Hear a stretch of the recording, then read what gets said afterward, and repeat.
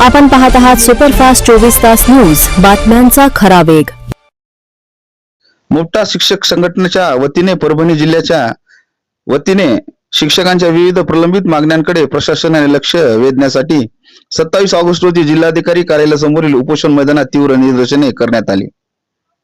शिक्षकांना भेडसावत असलेल्या प्रश्नांवर तातडीने सकारात्मक कारवाई करावी अशी मागणी या निवेदनातून करण्यात आली आहे। संघटनेचे जिल्हा प्रमुख माधव लोखंडे, जिल्हाध्यक्ष प्राध्यापक धर्मराज शिंदे, कार्याध्यक्ष नितीन घोडके व शहराध्यक्ष निलेश राठोड यांच्या स्वाक्षरीने हे निवेदन देण्यात आले। 27 ऑगस्ट रोजी देण्यात आलेल्या निवेदनात शिक्षकांच्या आर्थिक व प्रशासकीय प्रश्नांकडे गांभीर्याने लक्ष देण्याची मागणी या निवेदनाद्वारे करण्यात आली। यामध्ये समायोजित शिक्षकांचे प्रलंबित वेतन तातडीने अदा करावे, तसेच वेतन रखडल्यामुळे आर्थिक अडचणींचा सामना करणाऱ्या शिक्षकांना दिलासा द्यावा अशी मागणी करण्यात आली। तसेच 12 वर्षांची वेतनवाढ प्रशिक्षण प्रक्रिया ऑफलाईन न करता ऑनलाईन पद्धतीने घेऊन ती सुलभ, पारदर्शक व सुटसुटीत करावी, यासाठी ऑनलाईन प्रशिक्षणाची सुविधा उपलब्ध करून द्यावी अशी निवेदनात नमूद केली आहे। BLO बूथ लेवल ऑफिसर म्हणून काम करणाऱ्या शिक्षकांना मुख्याध्यापक व संस्थाचालकांकडून होणाऱ्या त्रासापासून संरक्षण देण्यासाठी प्रतिबंधात्मक उपाययोजना करण्यात याव्यात अशी मागणी करण्यात आली आहे। शिक्षकांचे प्रलंबित व थकीत बिल तातडीने मंजूर करून अदा करण्यात यावी। विविध कारणांमुळे अनेक शिक्षकांचे देयक प्रलंबित असल्याने त्यांना आर्थिक अडचणींचा सामना करावा लागत आहे, त्यामुळे सर्व प्रलंबित व थकीत बिले तातडीने मंजूर करण्यात मागणी देखील संघटनेने केली आहे। आधार KYC प्रक्रियेसाठी शिक्षकांकडून पैशाची मागणी होत असल्यास त्याची गांभीर्याने दखल घेऊन संबंधितांवर प्रतिबंधात्मक कारवाई करण्यात यावी। तसेच शिक्षण लेखाधिकारी कार्यालयाच्या वतीने वेतन निश्चित प्रक्रियेसाठी पैशांची मागणी होत असल्याच्या तक्रारीत चौकशी करण्यात यावी अशी मागणी करण्यात आली। याशिवाय अशा अनेक मागण्या या निवेदनाच्या माध्यमातून करण्यात आल्या आहेत। या मागण्या तात्काळ मान्य कराव्या असे संघटनेच्या वतीने सांगण्यात आले आहे। जर मागण्या मान्य न झाल्यास तीव्र आंदोलन करण्यात येईल असा इशाराही मुक्ताच्या पदाधिकाऱ्यांनी दिला आहे। आज मुक्ता शिक्षक संघटनेचं तीव्र निदर्शने देण्यात आली। यामध्ये शिक्षण विभागातील प्रमुख काही मुद्दे म्हणजे शिक्षण विभागातील काही भ्रष्टाचार असेल, त्यानंतर समायोजित शिक्षकांचे काही प्रश्न, आणखीनही बऱ्याच शिक्षकांचं समायोजन झालेलं नाहीये, त्यानंतर लेखाधिकारी हे जे आहेत ते फिक्सेशनसाठी हवाच्या सव्वा किमती पैसे मागतायत, त्यानंतर त्याचबरोबर KYC साठी सुद्धा जे शिक्षकांचे आधार KYC त्यासाठी सुद्धा खूप पैसे मागितले जात आहेत। जर एवढा मोठा भ्रष्टाचार जर आपल्या शिक्षण विभागात बोकाळलेला असेल तर आम्ही संघटना म्हणून आमचं कर्तव्य बनतं की आम्ही या विरोधात आवाज उठवला पाहिजे। त्यासाठीच आम्ही हे फक्त त्यांना एक इंटिमेशन देतो की जर आपण या गोष्टीवर थांबला तर ठीक आहे, जर यानंतर आमच्याकडे तक्रारी आल्या तर आम्ही राज्यभर आंदोलन करू आणि आमरण उपोषणासाठी सुद्धा बसू या गोष्टीची चौकशी करण्यासाठी।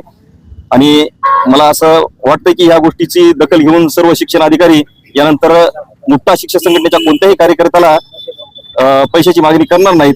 त्यानंतर आमची जी जुनी पेन्शन योजना आहे, जुनी पेन्शन योजनेसाठी सुद्धा संघटना इथून पुढे भरपूर काम करणार आहे, त्यासाठी एक वेगळं आंदोलन उभं करणार आहेत। त्यानंतर माझी शासनाला अशी विनंती आहे की त्यांनी निवृत्तीचं वय 60 वर्ष करावं।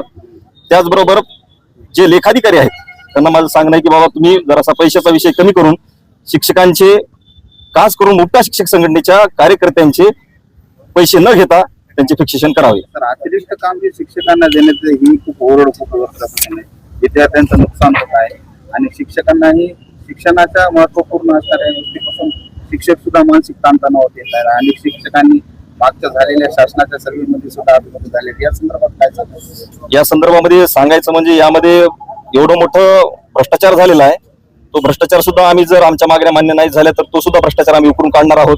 कारण की शिक्षकांनी एक शिक्षणाचं काम करायचं आणि अतिरिक्त झाल्याच्या नंतर पुन्हा लाखो रुपये द्यायचे, हा खूप मोठा घोटाळा आहे। जर यानंतर जर मुक्ता शिक्षक संघटनेच्या कोणत्याही कार्यकर्त्याची तक्रार आली तर याविषयी आम्ही आमरण उपोषणाला बसणार आहोत। मुक्ता शिक्षक संघटनेच्या वतीने 8 जिल्ह्यात आज हे तीव्र आंदोलन करण्यात येत आहे।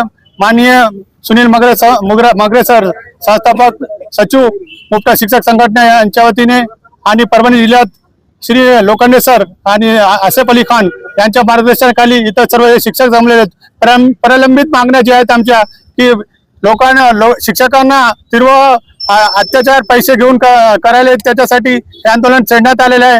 आणि या आंदोलनामागचा उद्देश असा आहे की जे शिक्षकांना वेटीस धरून अधिकारी किंवा कर्मचारी यानंतर कोणतेही जर मुक्त शिक्षक संघटनेला आर्थिक व्यवहार केला आणि त्यांच्यासोबत काही आर्थिक व्यवहारासंबंधित त्यांचे काही फायले थांबवले तर त्या यानंतर तीव्र आंदोलन छेडण्यात येईल. यानंतर मुक्ता शिक्षक संघटना तीव्र आंदोलन छेड. आज मुक्ता संघटनेच्या वतीनं जे तीव्र आंदोलन छेडलेलं आहे त्याचं महत्वाचं कारण शिक्षकाच्या अनेक अडचणी आहेत. संघटनेकडे जेव्हा अडचणी येतात तेव्हा संघटनेला प्रामुख्यानं शिक्षकांच्या सोबत किंबहुना शिक्षकाच्या समोर खंबीरपणे उभं राहावं लागतं. आमचे नेते आदरणीय मगरे सर यांच्या सूचनेनुसार संबंध महाराष्ट्रात 8ही जिल्ह्यात आज एकाच वेळी सर्वत्र आंदोलन छेडण्यात आलेलं आहे. यामध्ये शिक्षकांचे जे प्रलंबित रखडलेली कामं आहेत त्या सर्व कामांच्या संदर्भात तसेच शिक्षकांना विनाकारण वेटीस धरून आणि भीती घालून हे अधिकारी पैसे उकळण्याचं काम करत आहेत. आणि ह्या गोष्टी जेव्हा निदर्शनास मुक्ता संघटनेच्या आला तेव्हा आम्ही त्यांची सगळं भेट घेऊन याचा पाठपुरावा केला आणि आमच्या लक्षात आलं की खरंच शिक्षकावर खूप मोठा अन्याय होत आहे. म्हणून आम्ही आज रस्त्यावर उतरलेलो आहोत आणि आंदोलन करत आहोत. भविष्यात जर वेळ आली की शिक्षकांच्या अडचणी वाढत असतील आणि संघटनेच्या नावावर जर त्या कमी होत नसतील तर आम्हाला त्यांच्या विरोधात उपोषण करावं लागलं तरी आम्ही करायला तयार आहोत. बऱ्याच शिक्षकांच्या अडचणी शिक्षण खात्या व्यतिरिक्त खात्यातून आहेत.